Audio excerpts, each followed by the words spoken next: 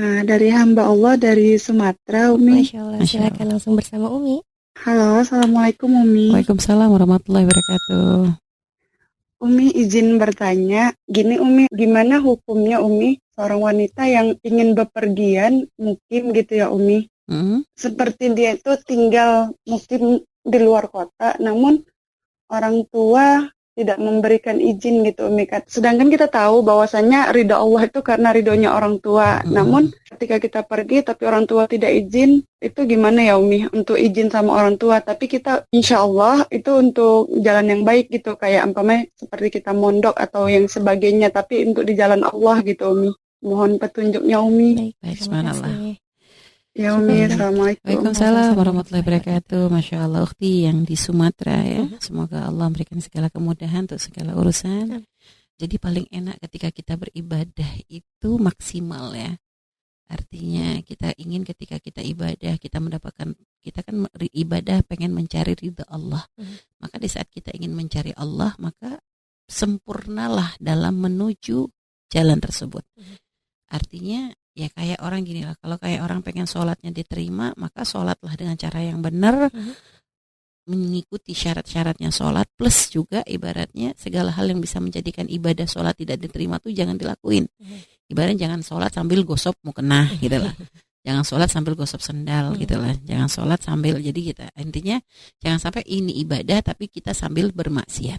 Maka tadi sama. Misalnya tadi ada seorang wanita, dia pengen melakukan satu hal yang benar. Dia pengen menempuh suatu perjalanan dengan tujuan baik, mencari ilmu atau hal-hal mulia lainnya. Tapi orang tuanya nggak ridho, maka gimana? Maka paling enak kalau ibadah itu, ya jangan seperti itu. Mungkin kenapa orang tua nggak ridho, itu harus dicek dulu. Apa sebabnya? Apa karena memang orang tua nggak senang agama? Atau jangan-jangan kita mungkin orang tua merasa ragu atau takut kan gitu. Makanya harus dicek dulu. Makanya tadi ceritanya nggak sempurna. Ya, jadi apa sebab orang tua melarang? Ada memang orang tua yang awam dengan agama. Loh, kalau orang tua awam dengan agama, maka caranya gimana? Sebelum kita semangat untuk belajar agama, ayo deh sering ngobrol dulu sama orang tua. Kenalkan dulu orang tua kita dengan agama. Tunjukkan dulu tuh bagaimana sih efeknya kalau di saat orang tuh dekat dengan agama. Maka perilaku kita ini harus bisa mencerminkan agama yang kita pegang kan gitu. Ajaran syariatnya Nabi Muhammad mengajarkan kita baik dengan orang tua. Maka jangan sampai kita ibadah dengan hawa nafsu. Pengen, soalnya anak berjihad, pengen belajar, pengen cari ilmu, akhirnya kita kayaknya menuju Allah, tapi ternyata hanya untuk nurutin hawa nafsu. Maka jangan tertipu. Karena ada banyak orang itu tertipu dalam beribadah, pengen menuju Allah, tapi dengan cara yang melanggar Allah kan gitu. Maka ridho orang tua itu penting. Maka tadi harus dicek dulu, kenapa orang tua gak ngizinin? Oh, kalau orang tua gak ngerti agama, maka kenalkan dulu orang tua kepada agama. Ajak ngobrol dulu sambil duduk dengan orang tua, ngeteh bareng, atau sambil ikut masak-masak sama ibu di dapur, sambil motong bumbu gini ngobrol. Pengen ibu mengerti agama, gini-gini, pengen. Coba obrolan itu sering didengarkan. Orang tua tuh mikir kok.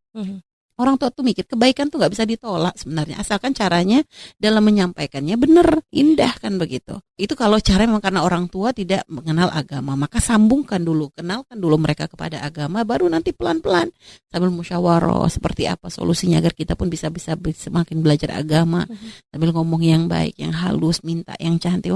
Orang tua tuh gampang luluh kalau dengan permintaan anak. Kadang anak mintanya jelek aja orang tua ngabulin kok, apalagi kalau mintanya bagus. Dengan cara yang indah, nggak kuat hati orang tua tuh mau nolak, beneran.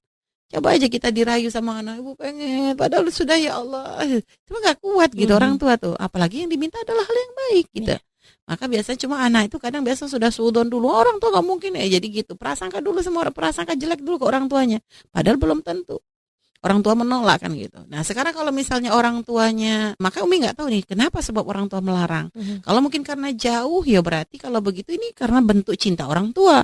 Maka berarti jangan ngambil yang jauh belajar agama, mungkin ambil yang dekat. Tapi yang dekat nggak ada, bukan nggak ada, belum cari aja gitu. Mungkin Anda belum mencari dulu yang dekat, pasti ada. Mungkin kita di negeri kita mayoritasnya Muslim kok. Kita bukan di negeri kafir gitu loh.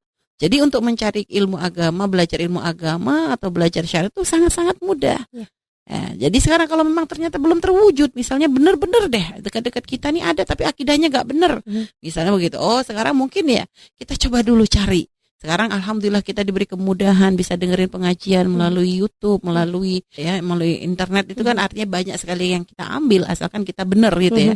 Ngambil yang benar, maka ayo kita ambil, kita pilah mana akidahnya yang benar, mana ustadz-ustadz yang benar, mana yang akidahnya nggak sesat kan begitu ya. Ini kita pilah, kita sambung dulu dengan mereka.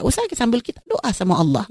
Ya Allah, kepengen belajar yang benar, doa sama Allah. Lah jadi jangan hanya mengandalkan pokoknya aku harus melangkah. Ini kadang orang tuh udah sombong dulu, doa sama Allah belum, mencoba ngomong baik-baik belum, sudah langsung main terobos saja. Jadi doa sama Allah. Allah yang bisa melembutkan hati orang tua. Mungkin awalnya orang tua menolak, akhirnya malah orang tua yang mengantarkan. Ya, jadi seperti itu.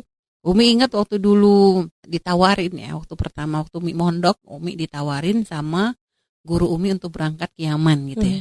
Waktu itu Umi nggak kepikiran untuk berangkat ke Yaman gitu kan. Artinya cuma apalagi setelah Umi tanya ke ibu bilang aduh nak kejauhan, udahlah nggak usah ya, jauh banget kata ibu, udah di Indonesia aja. Ya sudah Umi ngikut. Tapi Umi waktu itu hanya minta ya Allah kasih yang terbaik, kasih yang terbaik ya. Artinya ya kita nggak tahu apa. Umi pun sebenarnya nggak pengen menolak guru, tapi pun di saat orang tua mengatakan udah. Dan orang tua pun bukan melarang, kenapa? Karena terlalu jauh ya, namanya mungkin anak perempuan, orang tua khawatir saat itu belum punya gambaran ngirim anaknya jauh-jauh begitu. Akhirnya ibu menolak. Umi nggak menuntut, Umi minta doa kepada Allah, minta yang terbaik. Dan alhamdulillah subhanallah, nggak diduga, nggak disangka satu hari ayah itu datang gitu kan ke pondok, lalu ngadep ke kiai bawa duit ini sudah untuk berangkatnya Virus ke Yaman. Nah itu padahal nggak ada ngomong, nggak ada apa, Umi juga nggak maksa-maksa. Tapi ternyata ya kalau Allah yang menggerakkan hati, siapa yang bisa melarang, melawan? Nggak bisa. Jadi seperti itu ukhti ya. Jadi walaupun niat baik, tolonglah jangan sampai melanggar orang tua, karena kebaikan apapun jika tidak dibarengi dengan ketika kita masih orang tua belum ridho atau orang tua ini, nggak akan nyaman kita dalam menjalani. Ya, pergi dari rumah yang jauh di saat orang tua tidak ridho, tidak akan indah walaupun yang kita lakukan baik. Na'udzubillah gitu ya. Artinya takut yang kita lakukan ini adalah untuk menuruti hawa nafsu kita, bukan karena kita ingin menuju Allah Subhanahu wa Ta'ala. Jadi gitu ya. Wallahu a'lam bishawab. Semoga Allah menjaga ukhti dimanapun Anda berada. Amin, amin ya rabbal alamin.